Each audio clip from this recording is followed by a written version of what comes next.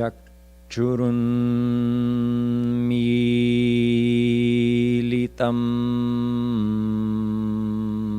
येन तस्मै श्री गुरवे नमः। अहो वकीयं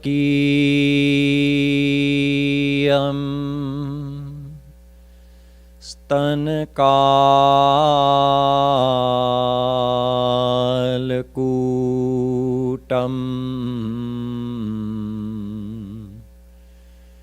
जिघांसयापाययदप्यसाध्वी लेभे गतिं धात्र्युचितां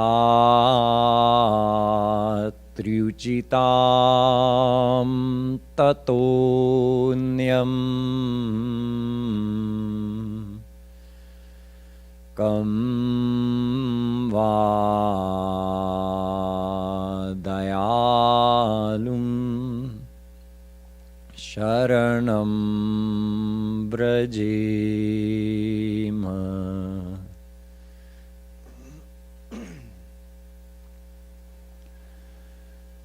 नमः कमलनाभाय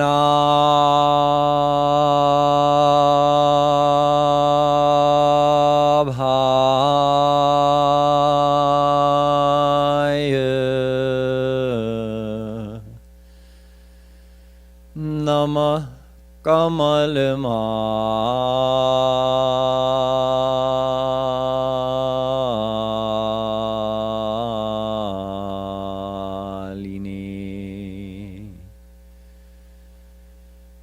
नमः कमलपादाय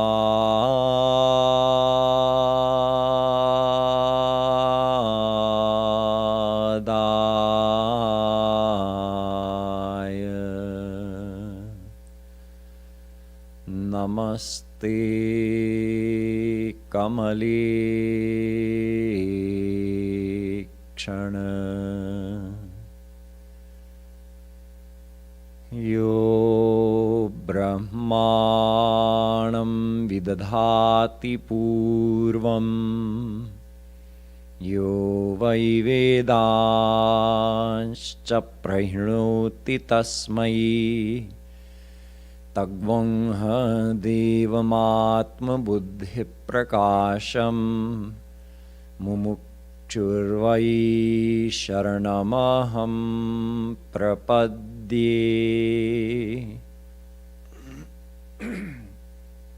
The divine souls will do a few minutes of Nam Sankirtan, and after that I'll continue with the topic of reconciling the various apparent contradictions of our scriptures.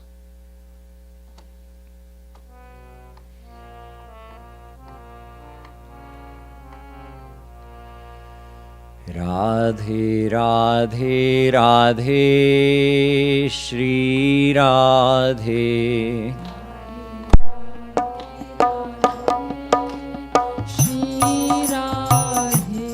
Radhe Radhe Radhe Shri Radhe Radhe Radhe Radhe Shri Radhe Radhe Radhe Radhe Shri Radhe Radhe Radhe Radhe Shri Radhe Radhe Radhe Radhe Shri Radhe Radhe Radhe Radhe Shri Radhe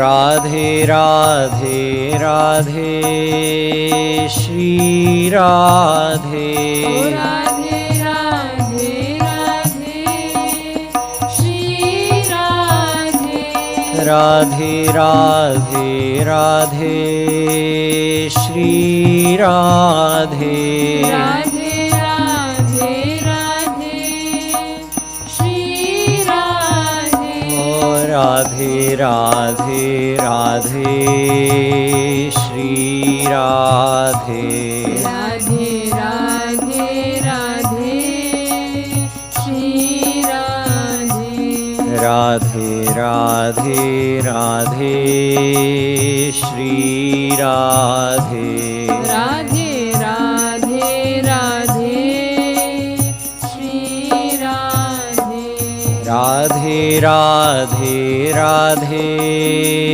Shri Radhe Radhe Radhe Radhe Shri Radhe Radhe Radhe Radhe Shri Radhe Radhe Radhe Radhe Shri Radhe Radhe Shri Radhe Radhe Shri Radhe Radhe Radhe Radhe Radhe Radhe Radhe Radhe Radhe Radhe Shri Radhe Radhe Radhe Radhe Shri Radhe ओ राधे राधे राधे श्री राधे राधे राधे राधे श्री राधे राधे राधे राधे श्री राधे राधे राधे राधे श्री राधे मोहि दीन बना दे श्री राधे मोहि दीन बना दे श्री राधे मोहि दीन बना दे श्री राधे मोहि दीन बना दे श्री राधे राधे श्री राधे राधे श्री राधे राधे राधे राधे राधे राधे राधे राधे राधे राधे श्री राधे राधे राधे राधे श्री राधे ओ राधे राधे राधे श्री राधे राधे राधे राधे श्री राधे राधे राधे राधे श्री राधे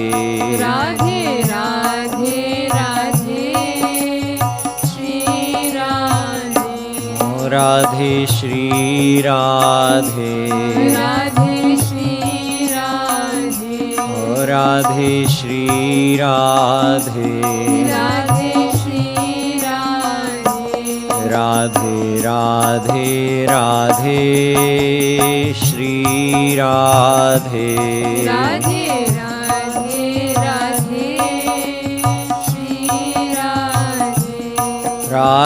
राधे राधे श्री राधे राधे राधे राधे श्री राधे राधे राधे राधे श्री राधे राधे राधे राधे श्री राधे राधे राधे राधे श्री राधे राधे राधे राधे श्री राधे राधे राधे राधे श्री राधे ओ Radhe Radhe Radhe Shri Radhe Radhe Radhe Radhe Shri Radhe Radhe Radhe Radhe Shri Shri Radhe. Radhe Radhe Radhe Shri Radhe. Mohi dasi bana de Shri Radhe. Mohi dasi bana de Shri Radhe. Mohi dasi bana de Shri Radhe. Mohi dasi bana de Shri Radhe. Mohi dasi bana de Shri Radhe. Mohi dasi bana de Shri Radhe. Radhe Shri Radhe. Radhe Shri Radhe. Radhe Radhe Radhe. Radhe Radhe Radhe. Radhe Radhe Radhe Shri Radhe. Radhe Radhe Radhe Shri Radhe. Oh Radhe Radhe Radhe Shri Radhe. Radhe Radhe Radhe Shri Radhe. Radhe Radhe Radhe Shri Radhe. Radhe Radhe Radhe Shri Radhe. Radhe Radhe Radhe Shri Radhe.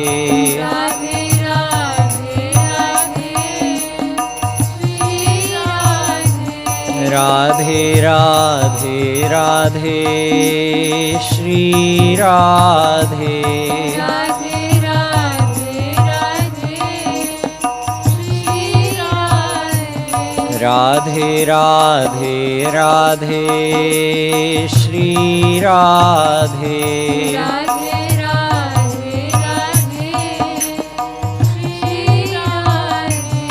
Radhe Shri Radhe. Radhe Shri Radhe. Radhe Radhe Radhe. Radhe Radhe Radhe. Radhe Radhe Radhe Shri Radhe. Radhe Radhe Radhe Shri Radhe. Radhe Radhe Radhe Shri Radhe. Radhe Radhe Radhe Shri Radhe. Radhe Radhe Radhe Shri Radhe. Radhe Radhe Radhe Shri Radhe.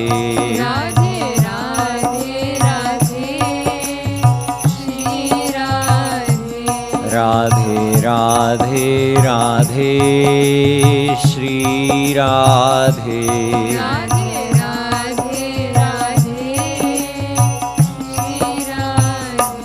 Ras bindu pila de Shri Radhe. Ras bindu pila de Shri Radhe. Ras bindu pila de Shri Radhe.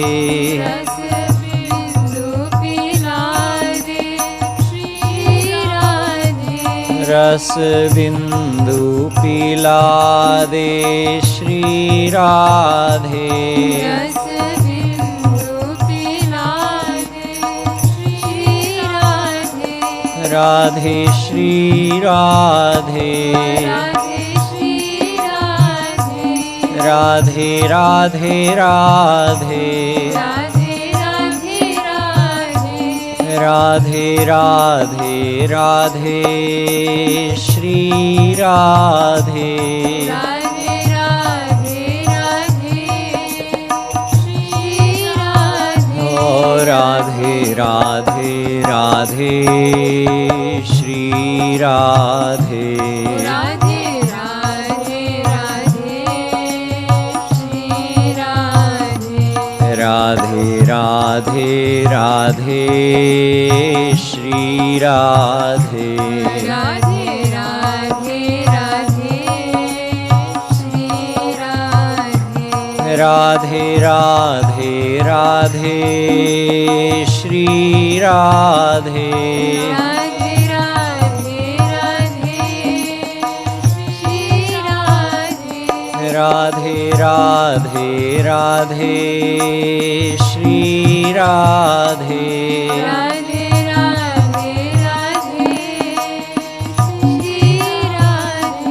Radhe Radhe Radhe Shri Radhe Radhe Radhe Radhe Shri Radhe Radhe Radhe Radhe Shri Radhe Radhe Shri Radhe Radhe Shri Radhe Radhe Radhe Radhe Radhe Radhe Radhe Radhe Radhe Shri Radhe Radhe Radhe Radhe Shri Radhe ओ राधे राधे राधे श्री राधे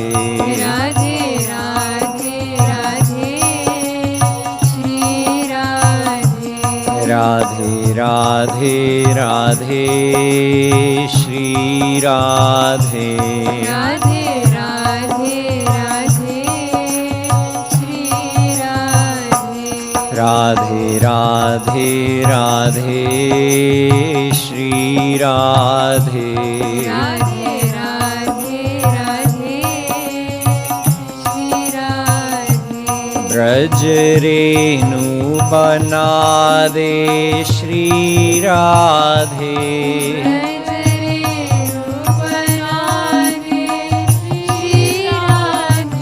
ब्रज रेणु बना दे श्री राधे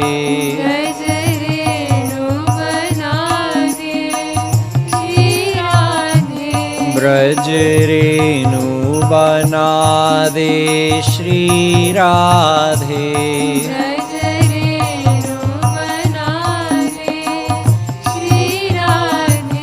राधे श्री राधे राधे श्री राधे राधे राधे राधे श्री राधे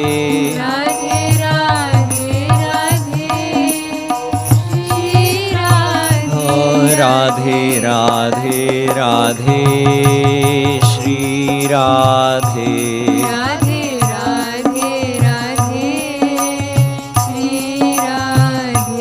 राधे राधे राधे श्री राधे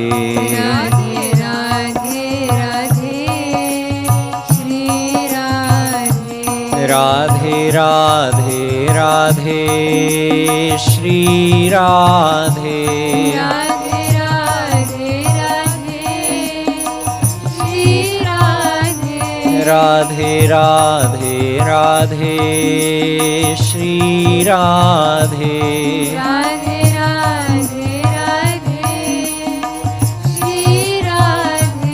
राधे राधे राधे श्री राधे राधे राधे राधे श्री राधे राधे राधे राधे श्री राधे राधे राधे राधे श्री राधे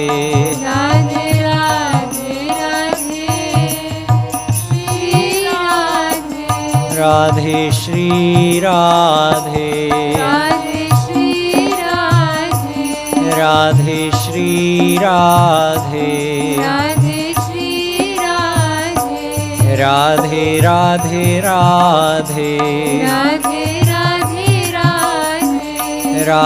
राधे राधे राधे राधे राधे राधे ओ राधे राधे राधे श्री राधे राधे राधे राधे श्री राधे राधे राधे राधे श्री राधे राधे राधे राधे श्री राधे मुस्कुरा मुस्कानी दिखा दे श्री राधे, मुस्कानी दिखा दे श्री राधे, मुस्कानी दिखा दे श्री राधे, मुस्कानी दिखा दे श्री राधे, मुस्कानी दिखा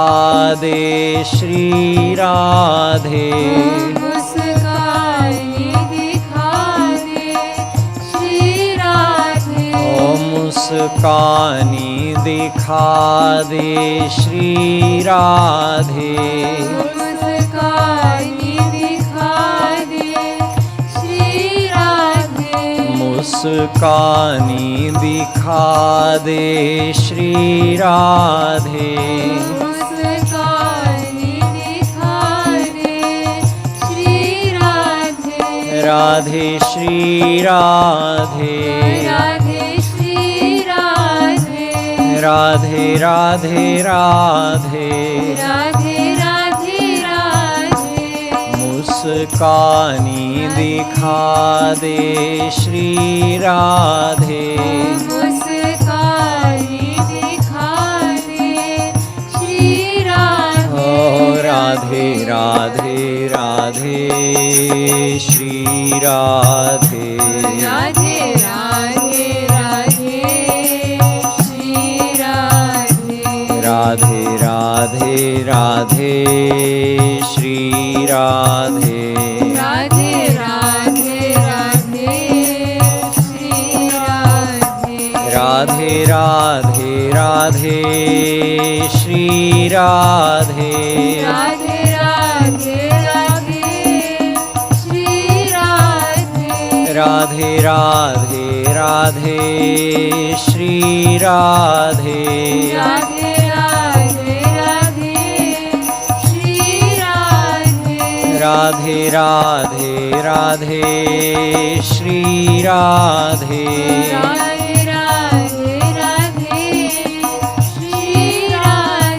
राधे श्री राधे, राधे श्री राधे, राधे राधे राधे, राधे राधे राधे, राधे राधे राधे श्री राधे, राधे राधे राधे श्री राधे, ओ Radhe Radhe Radhe Shri Radhe, Radhe Radhe Radhe Shri Radhe, Radhe Radhe Radhe Shri Radhe, Radhe Radhe Radhe Shri Radhe, Radhe Radhe Radhe Shri Radhe, Radhe Radhe Radhe Shri Radhe, Radhe Radhe Radhe Shri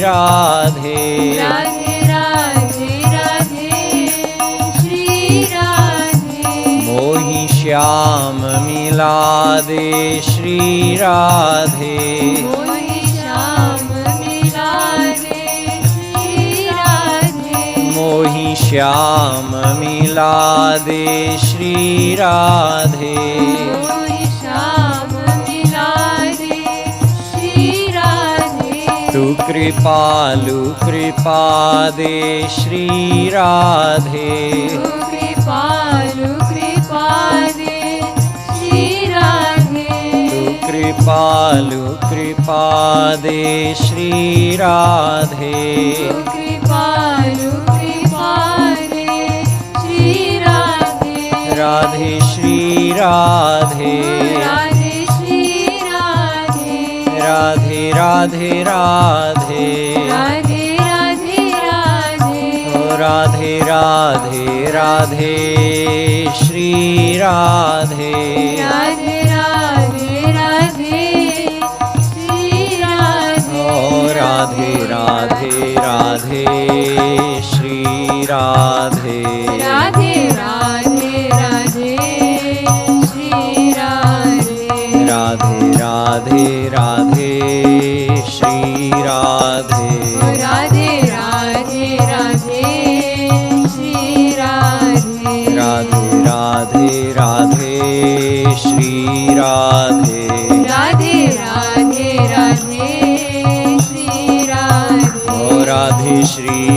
Radhe, Radhe Shri Radhe, O Radhe Shri Radhe, Radhe Shri Radhe, O Radhe Radhe Radhe, Radhe Radhe Radhe, O Radhe Radhe Radhe, Radhe Radhe Radhe, Radhe Radhe Radhe, Shri Radhe, Radhe Radhe Radhe, Shri Radhe, Radhe Radhe Radhe, Shri Radhe, Radhe Radhe Radhe, Shri Radhe, Radhe Radhe Radhe, Shri Radhe, Radhe Radhe Radhe, Shri Radhe, Radhe Radhe Radhe, Shri Radhe, Radhe Radhe Radhe, Shri Radhe, Radhe Radhe Radhe, Shri Radhe, Radhe Radhe Radhe,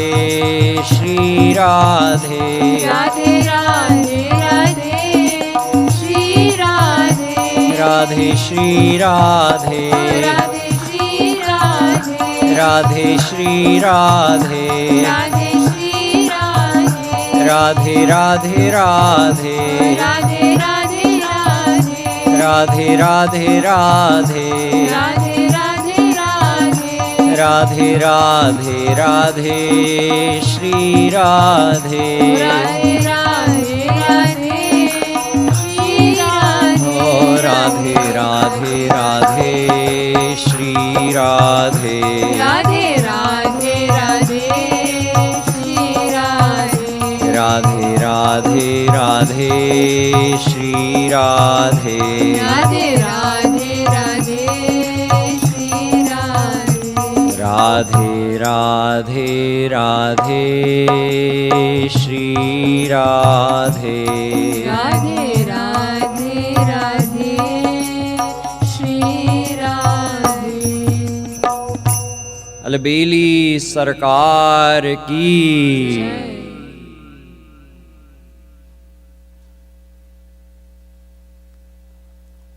On Friday night, I was explaining about how Sri Maharajji became Jagadguru and how he also received the title of Jagadguru Dham, the Supreme Jagadguru.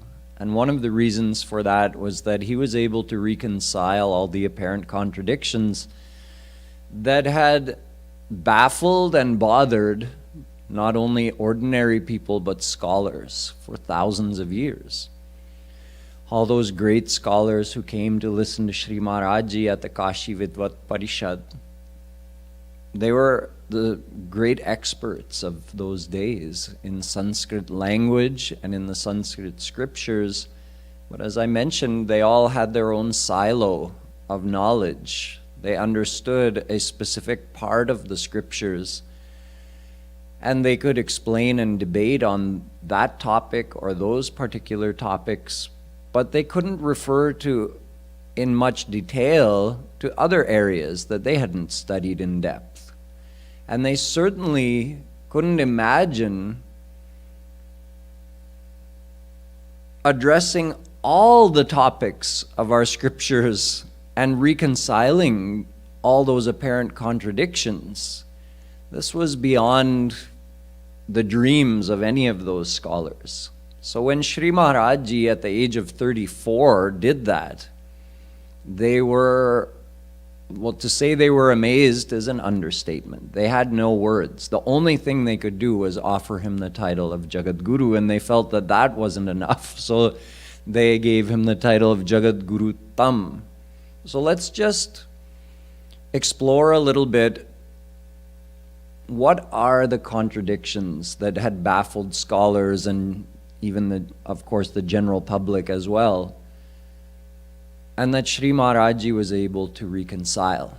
Now, some of these, many or most, if not all of these, you could reconcile now, because Sri Maharajji not only reconciled it in the language of the scholars, he reconciled it in the language of us ordinary, common public. That's the amazing thing, that Sri Maharajji not only convinced the scholars and dispelled their doubts, he was able to present this philosophy in such a structured but simplified way that now even common people don't have to be confused about these things. And when I tell you the things that even great scholars were confused about, you may feel that, well, why were they confused about that? It's so straightforward. Yes, because you've been listening to Sri Maharajji for so long, for you it's straightforward.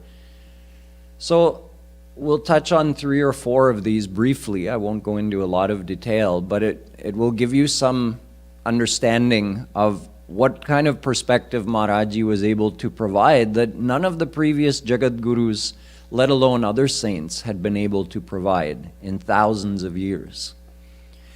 Take the topic of God.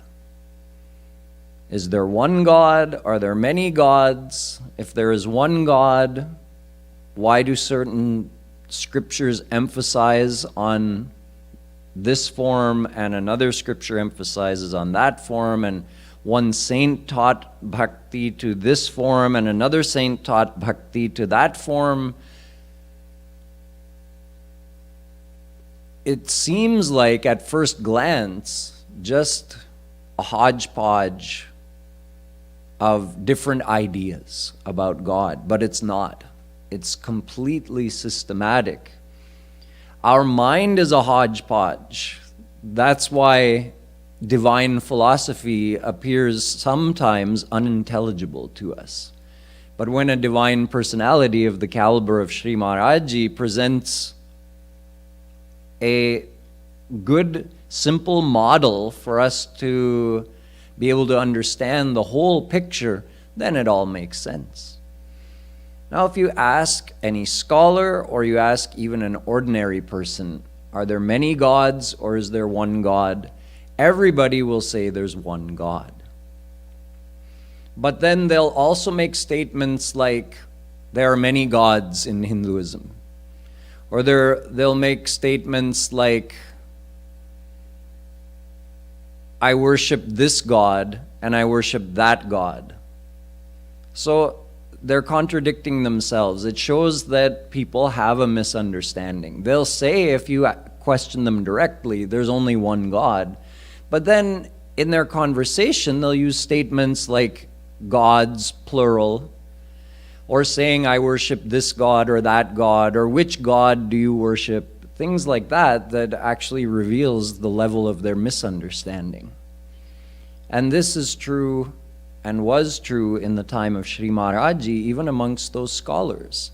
So even though those scholars would have said, yes, there's only one God, then they would have argued amongst themselves. God is formless, one scholar would have said. And another scholar would have said, no, God has form. And then if you ask the ones who all agree that God has a form, okay, then who is God? One would have said Krishna is God. One would have said Shiva is God. One would have said Durga is God. And they would have argued about that. And then if you question them, but God is one, right? Yes, God is one, but God is formless. And the other one is saying, yes, God is one, but God is Durga. So there was a confusion. How did Sri Maharajji reconcile it? It's not that he created a new philosophy. He took the verses and the quotations from our scriptures, but put it together. He extracted that essence of that knowledge so that even a child, all the way from the topmost Sanskrit scholar to a child, could understand how all these forms of God are one and how one single God is formless and with a form and is Durga and is Shiva and is Krishna all at once. And you've heard him explain this many times, but I'll just review it briefly with you. Mainly, the most important quote is from the Bhagavatam. Although, on a more basic level, Ved says, Dvaivava Brahmano Rupe Murtan Chaiva Murtan Cha, that God has two aspects, with form and without form. But Bhagavatam expands on this idea by saying, Vadanti tat tattvavidas tattvam yajnanam advayam brahmeti Paramatmeti Bhagavaniti Shabdyate. This statement has been there in the Bhagavatam since Vedavyasji wrote it down 5,000 years ago. And it was referred to in the Sanskrit writings of Chaitanya Mahaprabhuji's great disciples like Jiva Goswami, Rupa Goswami. They referred to this shlok and explained, especially Jiva Goswami in his Paramatma Sandarbh, part of his Shat Sandarbh. So the explanations are there in our scriptures and even from our great historical acharyas. But Maharajji took it in such a way that he brought it before common people and he brought it before the scholars, and he allowed them to debate it in their mind as he spoke. You've seen the way he speaks. He'll take one side and say, but this, and then he'll take the other side and say, and this, and then so he's having that argument for you. He's bringing up all of your doubts and all of your questions, and he's debating it all right in front of you, so you don't have to debate him or question him. He's bringing it all out. He did that to the scholars.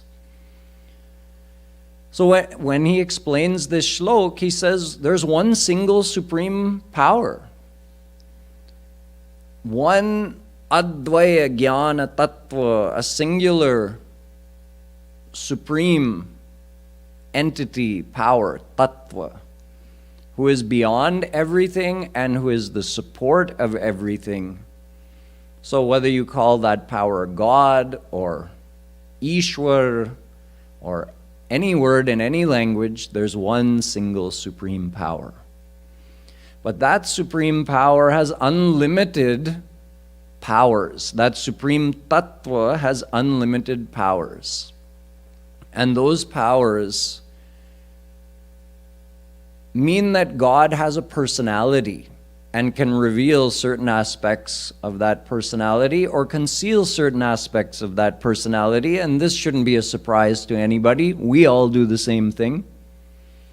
We can behave formally, we can behave playfully, we can behave in an angry way, we can behave in a loving way, or we can just be quiet. We can reveal all of these parts of our personality are there. Just because a person is behaving in a very serious manner doesn't mean they're not playful. They're just not revealing that. Just because a person is behaving in a very naughty way doesn't mean they're not serious. They're just not revealing that side of their personality. So if we can do that, and we are beings of such limited capacity, then why would it be a surprise that God could do the same when He has unlimited powers? So to keep it simple, out of all those powers, if only enough is being revealed just to maintain God's existence, His satta, then He is formless. He has no other qualities revealed other than being a formless divine truth, a formless divine bliss. There's no form, there's no name, there's no leela, there's no divine abode. There are no other qualities that you could speak of, like being playful or naughty or serious or angry or anything, because none of God's qualities are revealed in this aspect called Nirakar Brahm. So that's the one that some scholars like to refer to, formless God. Okay, so formless God exists. When all of God's powers are dormant or not revealed, except just enough to maintain His existence, that's Nirakar Brahm. But the same God also can reveal those powers in part. Then He's called Paramatma. So the first one Bhagavatam refers to as Brahm. The second aspect is referred to as Paramatma. All the forms like Vishnu, Shiva, Durga, all the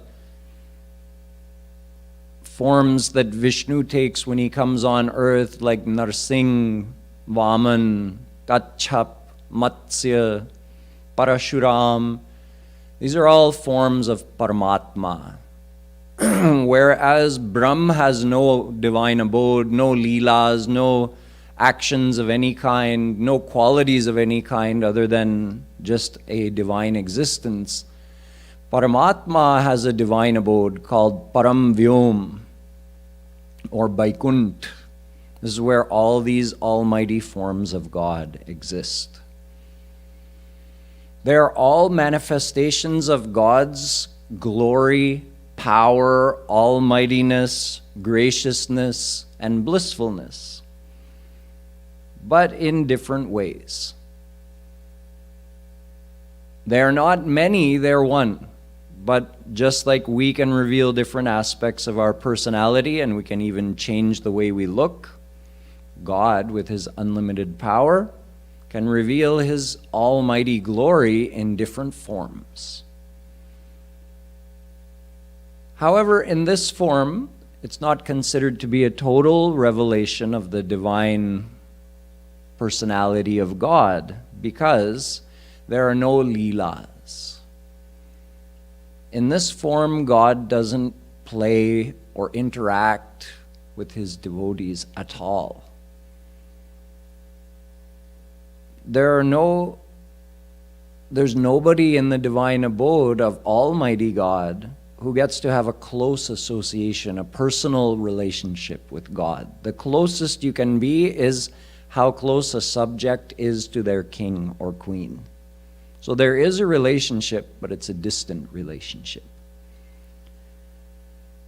That same Brahma, when none of the powers are revealed, is Paramatma when some of the powers are revealed, and the same Brahm and Paramatma are Bhagwan when all of the powers are revealed.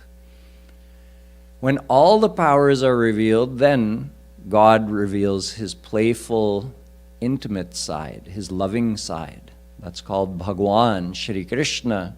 And a slightly reserved form of Shri Krishna is Shri Ram. As Shri Krishna, everything is revealed in totality.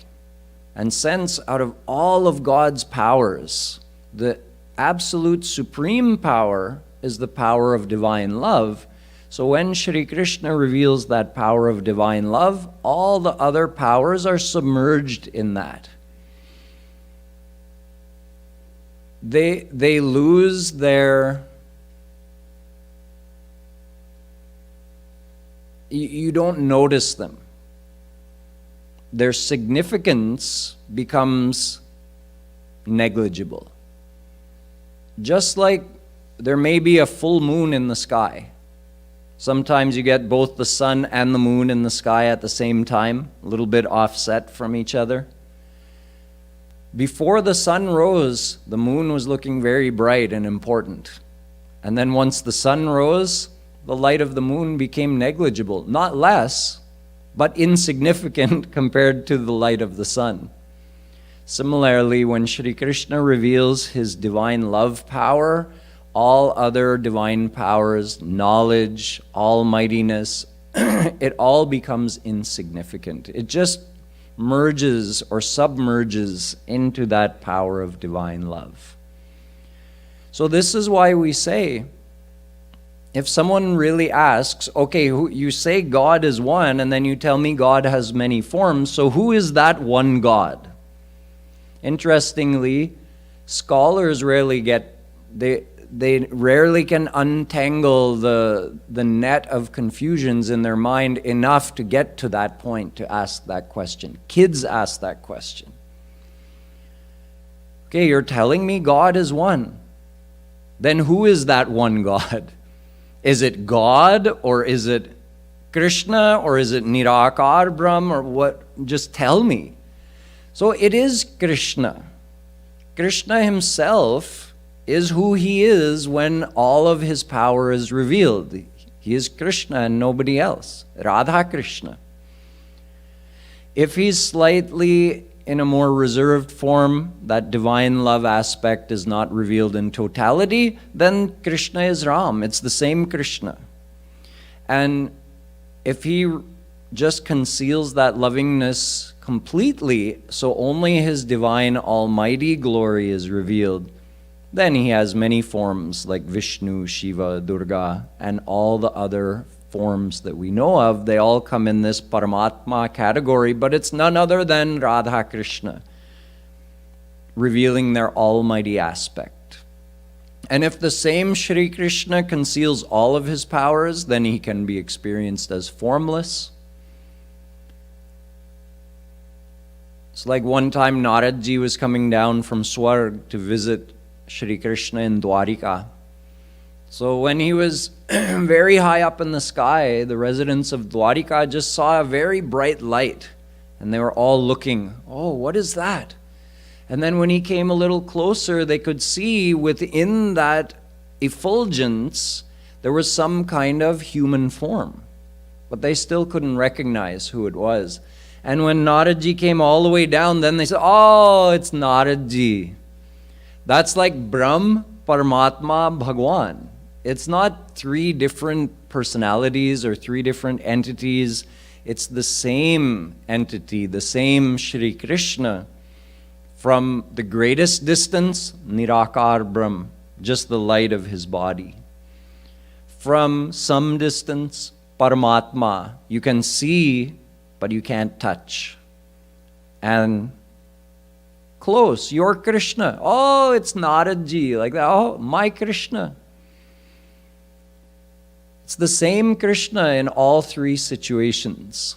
So whether Krishna is revealing himself in his loving form, as you can say in his original form as Krishna, or if he's presenting himself as Almighty God, or if he's actually formless, it's the same Krishna.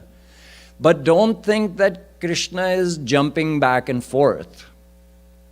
1 second he's formless, then he becomes Vishnu, then he's Krishna, and then he becomes something else. He's all three simultaneously and eternally. He's always formless, and he's always almighty, and he is always Krishna. But the original source of the entire divine phenomena is Shri Krishna. That's why in Gita, Shri Krishna himself says, Ye yatha mam prapadyante tans tathaiva bhajamyaham mama vartamanu vartante manushya partha sarvashah. Shri Krishna tells Arjun, there's only me, there's nobody else. Whoever is worshipping God in any form is worshipping me. Mama vartamanu vartante manushyaha partha sarvashah. In every way, whoever is worshipping God in any way, they're all worshipping me. And I will come to that person in whatever form they worship me. I have no preference of my own. However they worship me, I will come to them. However you surrender to me, I will come to you in that form. I will love you in that way. Such a simple statement of the Gita, but it reconciles the whole thing. All the forms of God are included and incorporated in the personality of Shri Krishna. So when somebody questions, is there one God or many gods? No, there's one God. And that God is Shri Krishna, but those other forms, his other forms, are not other. They're none other than him. Any more than when Naradji was so high in the sky, he was just light. That wasn't somebody else. It was only Naradji, nobody else. And when he was close enough to see a form but not to recognize him intimately, that was also none other than Naradji, not somebody else. So we should never think that these various forms are some other form. They are none other than Shri Krishna, none other than Radha Rani. There is nobody but Radha and Krishna, nobody but them. But they can present themselves or reveal themselves in these forms. If somebody is not at that level to be able to accept it in the way I just described, they can learn it in a more general way. We can just explain about Brahm, Paramatma, and Bhagwan. And if God is revealing all his powers, he's Bhagwan. If he's revealing it in part, he's Paramatma, he's Almighty God. And if he's not revealing any powers, he's Brahm. That's enough for most people, just to reconcile their understanding of why there would be so many different forms of God. Well, it's easy to understand if you just use this model of Brahm, Paramatma, Bhagwan. Every form of God will fit in one of those three categories, and you know that they're all one. It's just a question of what power is being revealed and what power is being concealed. So it's very simple. You can teach this model to a young child, and they can understand and accept that, oh yes, okay, God. Vishnu is not separate than Krishna. Vishnu and Krishna are one and the same. It's just that Vishnu is like the Krishna when he goes to the office, and Krishna is his form when he comes home and he's playing with his family. But they're one and the same. And Brahm, formless God, is Krishna when he's sleeping. None of his personality is revealed in his sleep. So even a child can understand this. And a scholar can also take all these scriptural references to all these various forms of God and reconcile it into this one elegant model. The truth, when it's explained by a divine saint, shouldn't come across as complex. The elegance is in the simplicity. If somebody can't present it in a simple way, then they haven't really understood it. So Shree Maharajji took this complex philosophy, which is explained in so many volumes about the forms of God, the personality and powers of God, and he presented it for the world to understand that God is one. So when this saint is worshiping that form of God, it's not contradicting another saint who's worshiping another form of God. God reveals himself in different ways and reveals a different type of bliss. So if you want to do Rup Dhyan on the smile of Radharani, like we were just singing, so it means you're attracted to a certain type of ras.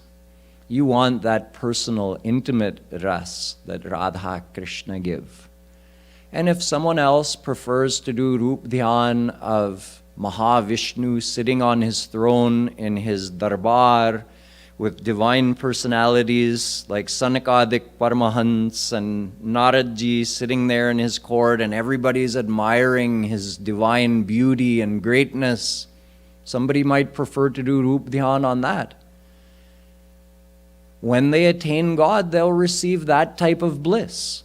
That doesn't mean one is right and one is wrong. Just like different people are not going to agree on what their favorite food is. So if your favorite food is pizza and your favorite food is gulab jamun, would it make sense to argue?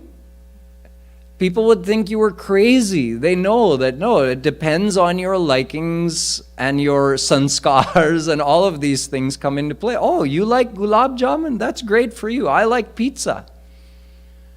It's the same with the various forms of God. To argue that one form of God is greater and one form of God is less is craziness. Whatever appeals to your mind, whatever is easy for you to do Rup Dhyan, adopt devotion to that form of God. Whatever is your goal in the divine world, if you want a close, intimate relationship or you want a more distant relationship, accordingly worship that form of God that gives that type of divine bliss. No judgment required about who's better. All the forms of bliss are infinite. Just the flavors are different. Sweeter, more sweet, more sweet. There are differences there, but all of them are sweet and all of them are unlimited divine bliss. Sri Maharajji explained this, that the various forms of God give different types of bliss, so you choose which form of God according to which type of bliss you want to get. Do you want to take part in the Leelas? Then worship Sitaram or Radha Krishna. Do you want to just visualize God from a distance? Worship any form of Paramatma, Vishnu, Shiva, Durga, etc. The choice is yours. So this is why all the saints were correct. No matter whom they were worshipping, they were all correct. There's no need to debate or argue about it. One Puran is telling all about Shankar Bhagwan. One Puran is telling all about Vishnu. One Puran is telling all about Durga. One Puran is telling all about Krishna. So somebody says, see, no, this Puran is right. Look, it's telling Shivji is Supreme God. Yeah, he is Supreme God because he's a form of Krishna. There's no argument. So for the devotees of Lord Shankar, there's a Puran for them, Ling Puran. For the devotees of Vishnu, there's Vishnu Puran. For the devotees of Durgaji, there's Devi Puran. For the devotees of Shri Krishna, there's Bhagavat Puran. There's no argument. They're all right. They're all correct. So this is what Sri Maharajji explained. He reconciled this complexity and the apparent confusion about all these forms of God. He simplified it into this elegant model of Brahm, Paramatma, Bhagwan. But for the devotees who can understand at a little higher level, he did explain that that one single, supreme, original form of God is none other than Shri Krishna. Some people want to say, they think it's more polite or politically correct if we would invert it and say, no, God is originally formless. Then we don't insult anybody.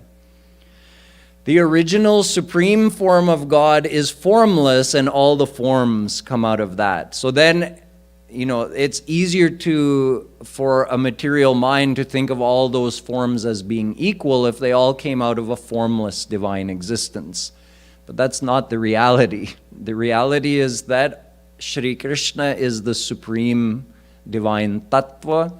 All powers are within him and all the forms emanate from his personality. But if someone can't understand at that level, it's okay, it's enough just to understand about Brahm, Paramatma and Bhagwan and how all the forms are one. This even incorporates the forms of God worshipped in other religions. Although technically speaking, there is no form described in any other religion other than Sanatan Dharm. There is no form of God in any other religion. But their description of God, their conception of God is also incorporated into this model of Brahm, Paramatma, Bhagwan. So it also eliminates the argument between various religions that my God is the right God. And someone else is saying, no, my God is the right God. So someone who understands this philosophy of our Ved, if someone from another religion comes and says, my God is the right God, the one who understands the philosophy will say, yes, I agree. Your God is the right God. No argument there. Your God is God. There's no such thing as a Muslim God and a Christian God and a Hindu God. There's only God. Now we know that Mama Vartamanu Vartante, Shri Krishna says, I am God for everybody. So there's a good analogy. If somebody's living in a kingdom, they don't know who the king is, but they know there's some king. And they have a request from that king that they want to make known. So they can write a letter and say, oh, dear king, I wish to have an audience with you and I want to ask you for this thing, and write that letter and then on the envelope put the king. and give it to the mailman when he comes by, the mailman will take it to the king. He doesn't need the full description, "O king who wears a golden crown and is named so-and-so," and just the king in general, right? So that message will get to the king. So anybody who's thinking of God in any way, no matter how vague their conception of God is, whether they have no idea what God looks like, what God's personality is, but they believe in God, Krishna says they're thinking of me. I'm the king. It doesn't matter if they have no clue what I'm like. I am God for everybody.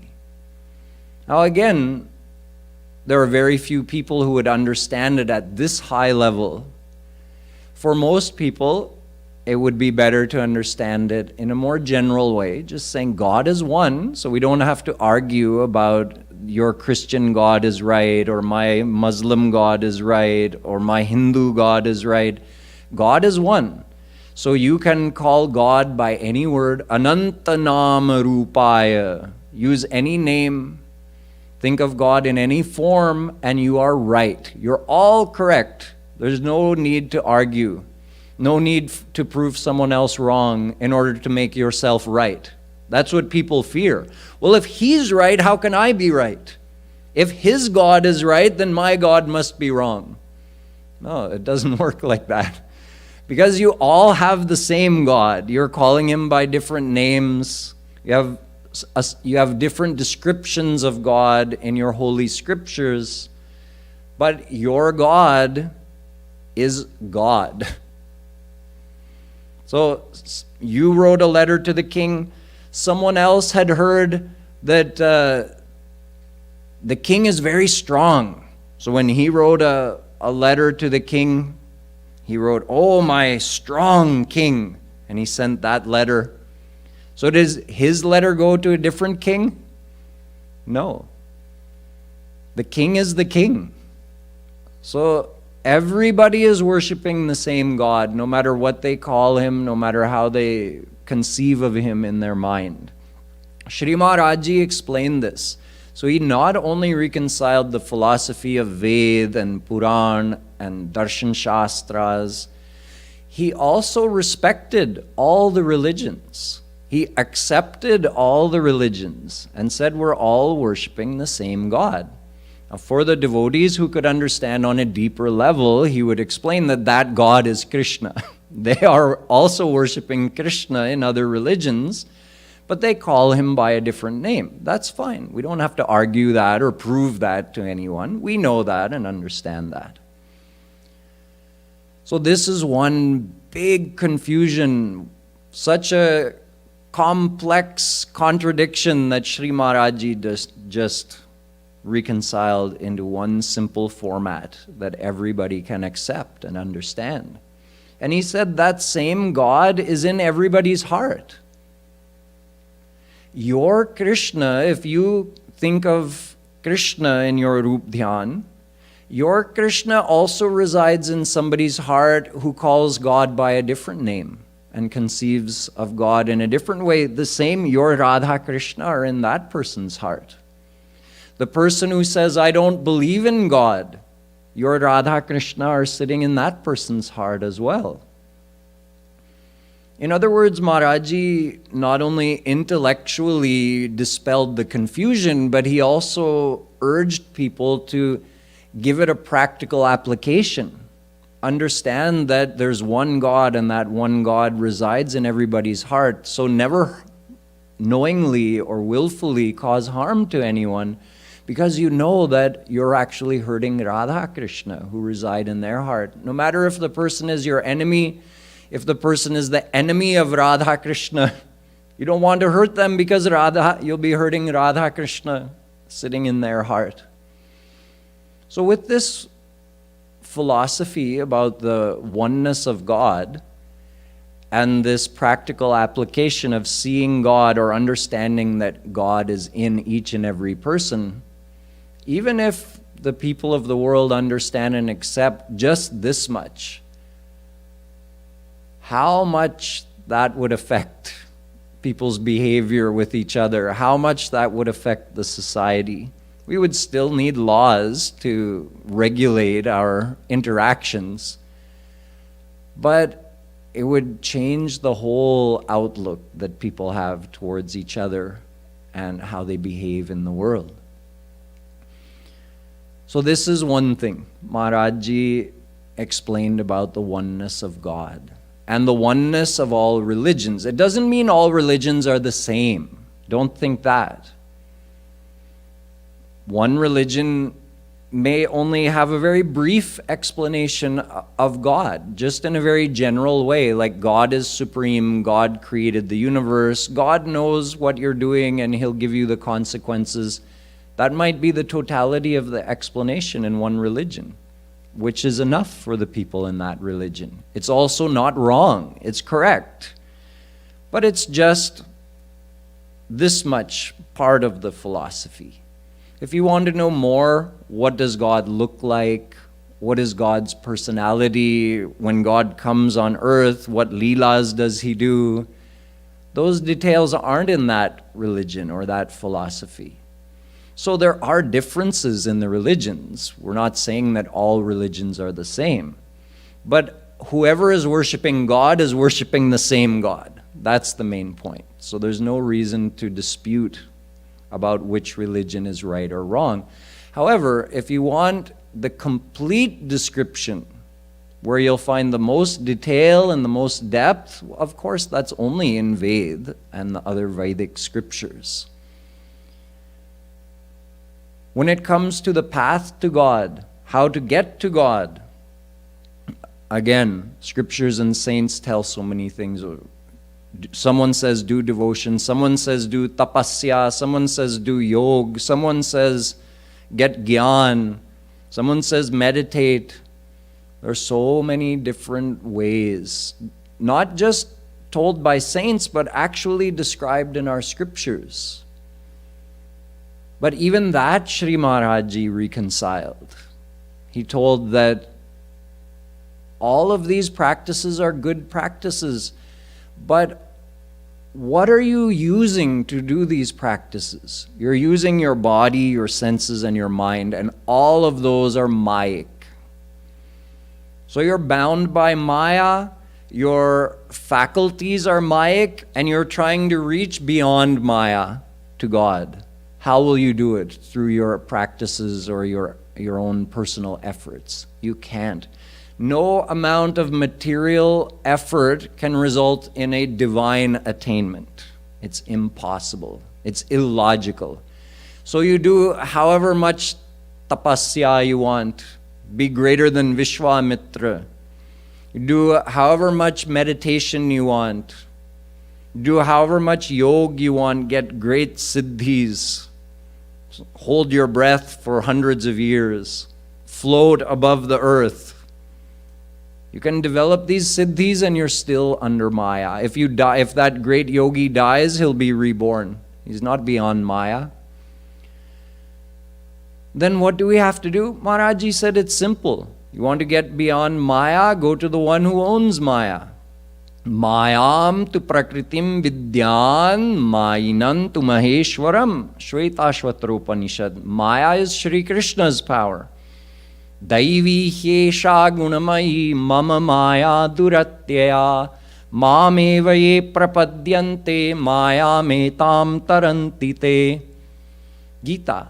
Sodasi raghubir ki samujhe mithya sopi chute naram kripa binu nath kahu padaropi. Shri Krishna says in Gita, Maya is my power and no one can cross it without my grace. You surrender to me, I'll take you across. And Ramayana says, don't think that Maya is some illusion. No, Maya is God's power, God's servant. And without God's grace, no one can cross Maya. So, nayam atma pravachanena labhyo na medhaya na bahuna shrutena. Do anything, Kathopanishad says. You'll fail to reach God because all of your efforts are material. Then how to reach Him? Surrender to Him. That's it. Surrender is the path. No matter where you live in the world, no matter what your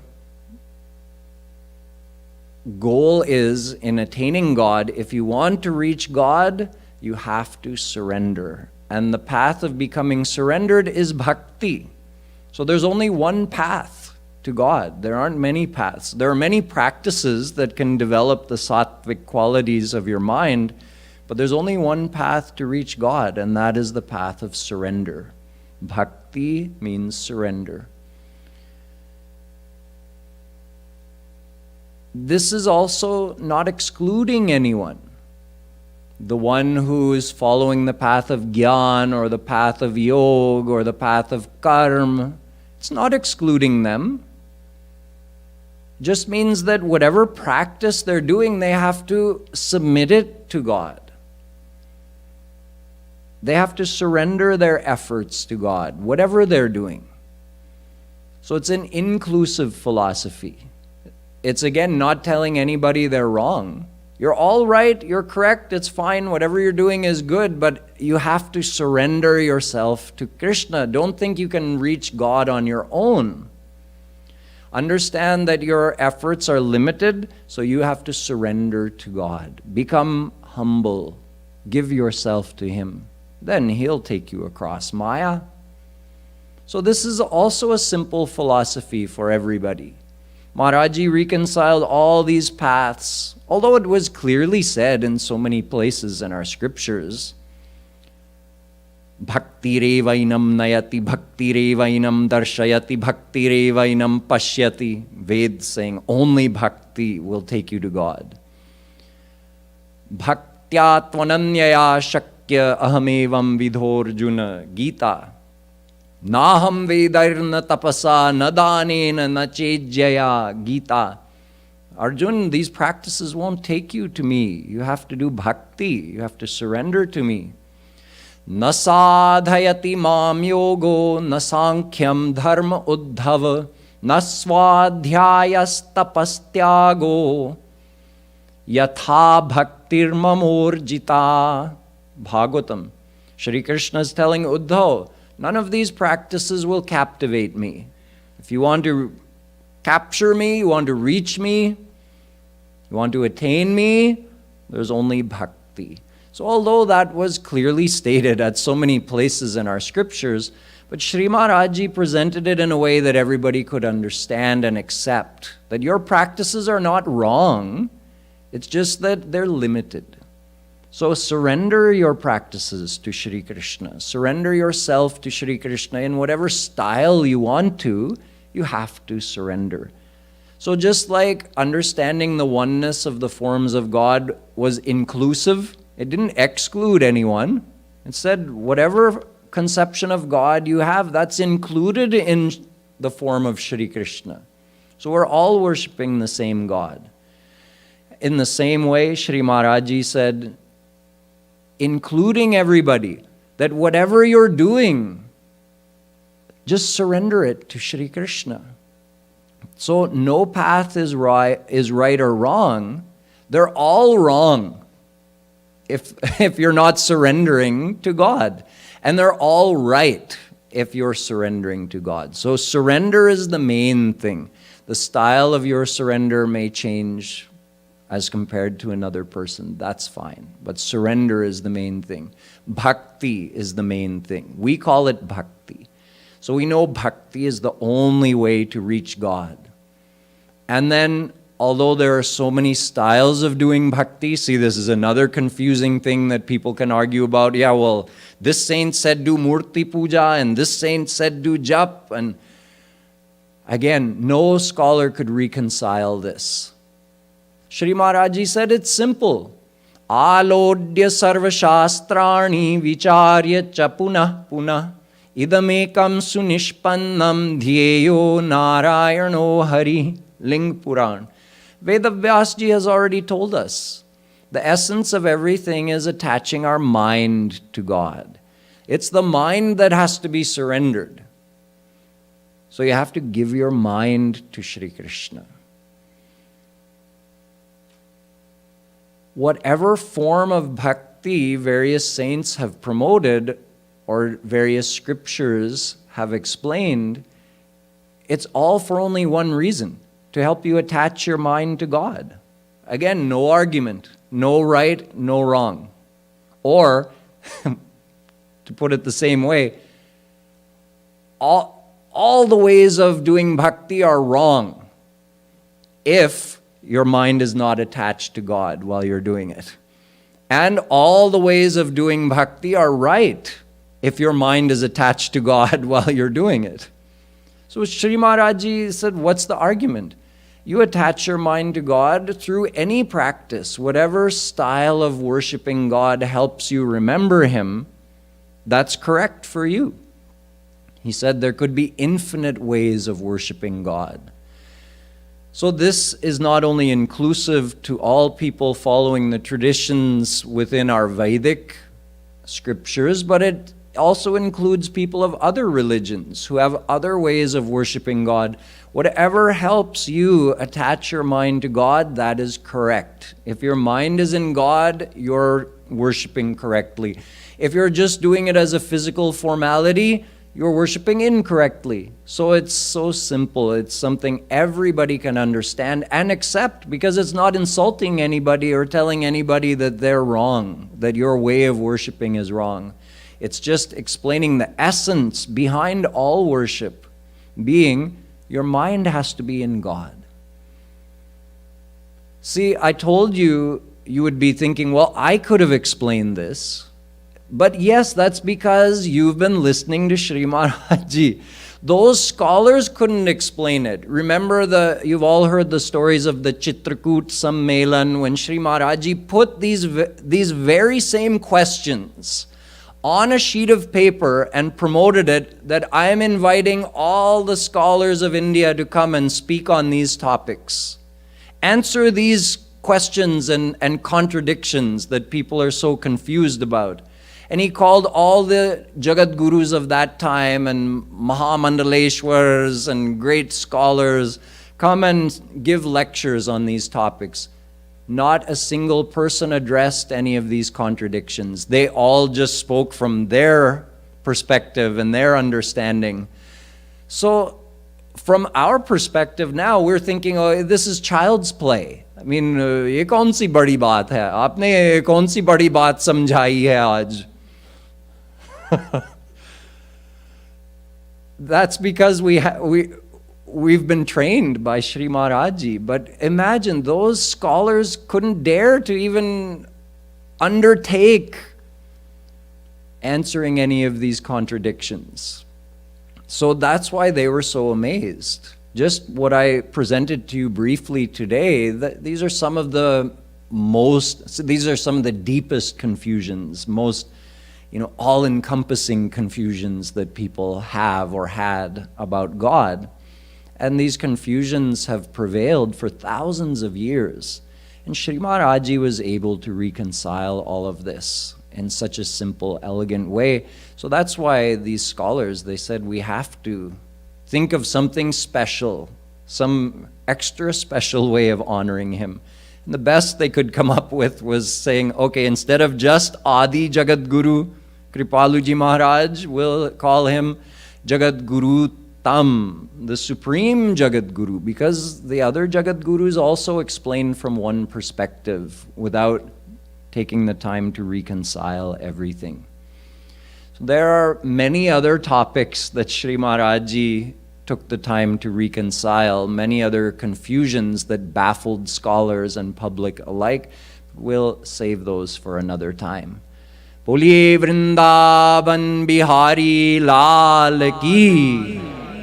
So we'll do a few minutes of kirtan.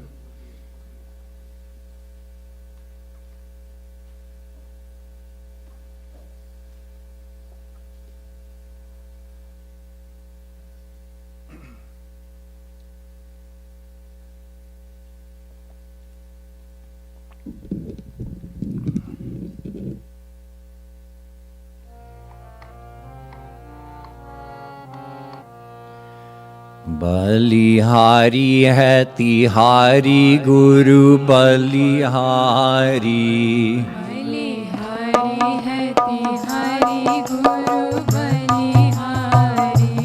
बलिहारी है तिहारी गुरु बलिहारी। बलिहारी है तिहारी गुरु बलिहारी। तो पैतन मन धन प्राणन वारी। तो पैतन मन धन प्राणन वारी। तो पैतन मन धन प्राणन वारी। तो पैतन मन धन प्राणन वारी।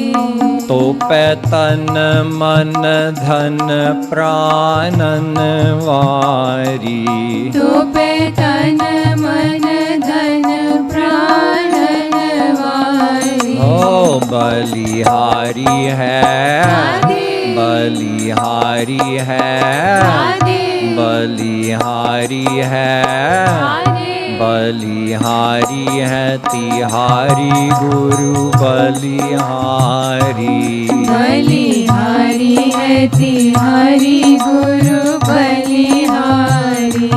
तू तो है एक रूप ब्रह्म बनवारी।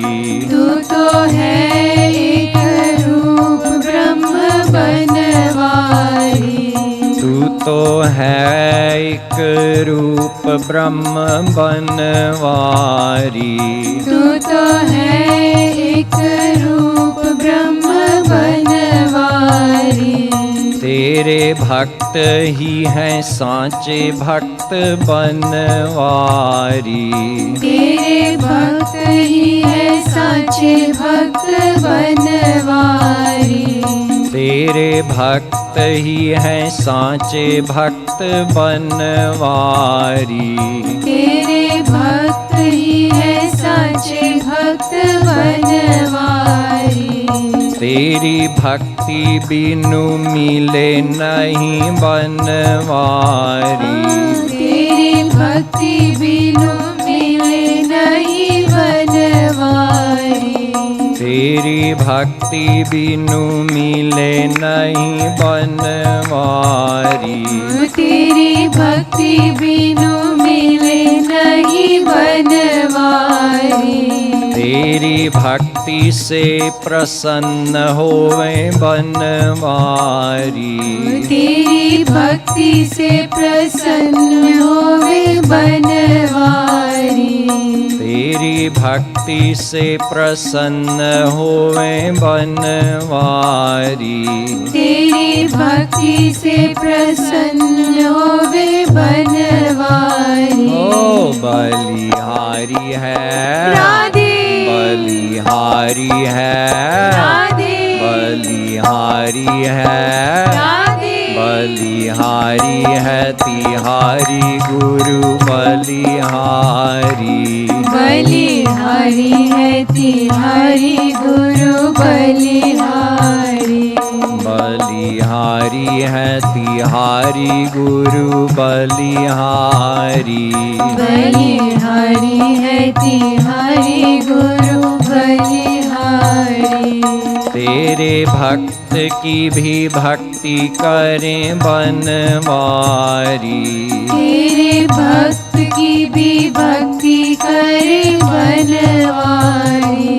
तेरे भक्त की भी भक्ति करें बनवारी। तेरे भक्त की भी भक्ति करे बनवारी। तू है पति तन भक्तन बनवारी। तू है पति तन भक्तन बनवारी।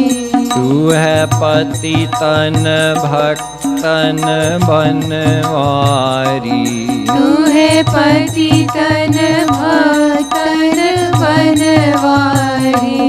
तू ही तत्व बतावे कौन बनवारी।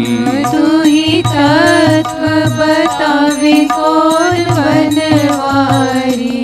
तू तू ही तत्व बतावे कौन बनवारी, तू ही तत्व बतावे कौन बनवारी, तू ही पुण्य करवावे भक्ति बनवारी, तू ही पुण्य करवावे भक्ति बनवारी, तू ही पुण्य करवावे भक्ति बनवारी, तू ही पुण्य करवावे भक्ति बनवारी, तू ही करे दान दिव्य प्रेम बनवारी, तू ही करे दान दिव्य प्रेम बनवारी, तू ही करे दान दिव्य प्रेम बनवारी, तू ही